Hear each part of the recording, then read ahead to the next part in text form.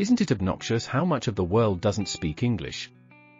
I visited Morocco once and I stayed at a hotel where the concierge spoke Berber, Arabic, and French, but not English, and I communicated with him through a fellow traveler from Germany who spoke German, French, and English.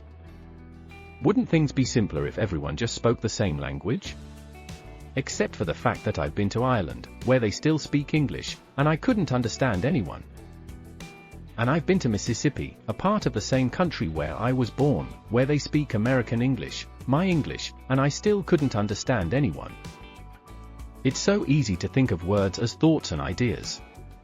But words are only thoughts and ideas in the same way that a child's drawing of a sunset is a sunset, or a stick figure is a person. They're human-made representations, and therefore unavoidably imperfect. Thoughts going on inside our heads are like those old lava lamps. They're wishy-washy, amorphous blobs, always rubbing up against each other, contaminating one another, or even fusing, and splitting back off into something unrecognizable. Like uneducated Southerners in the US. If you ask the average American to do an impression of an uneducated person, they naturally start speaking with a Southern accent. Why? The South has the same proportion of smart to dumb people as the North. But at some point the blob of the thought uneducated, and the blob of the thought Southerner, were pushed into one another, and the contamination persists to this day. And that's treating ideas as though they were separate things. There is only one you, and you have only one brain, so all of the thoughts going on in your head are components of that single entity, your brain. But imagining thoughts and ideas as separate or as singular is inaccurate. Reality is more complicated than that. There really is no way to put words to reality. But we do our best. We take this thing, or these things, our thoughts and ideas, and we slice them up and assign words to them. But our thoughts and ideas are like our own private cakes. We all grow up learning how to slice it up the way society thinks we should, but it's ultimately up to each of us to wield the knife. And even if you took two identical cakes and had two separate people slice them as identically as possible, the chance they would actually be sliced identically is basically zero. And no two people have identical cakes anyway.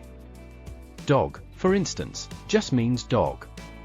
But some people hear dog and picture a Chihuahua, while others picture a Rottweiler. Some people think about loud barks and gnashing teeth, others think about a fuzz bucket curled up by your feet. But it's just one word. Dog. And when I use it, I mean what I mean, not what you think. But that doesn't change the fact that when I use it to mean what I mean, you think what you think regardless. And that's just the word dog. You want to try and have a deep, intellectual conversation about politics? Good luck! Ever hear the word conservative before? If you ask any two people on the planet what conservative means, it will be amazing if the two definitions are as similar as a Chihuahua is to a Rottweiler. But we use the word conservative because sometimes we need to talk about things that we can't point to and we can't draw a picture of. And even if we're just communicating at 30% efficiency, it's worth doing.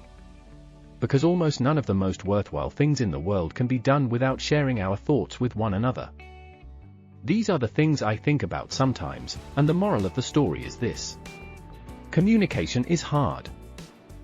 And when miscommunication happens, it's not because everyone else is stupid. It's just a complicated imperfect system that takes a bit of extra work sometimes. And it's worth the extra work.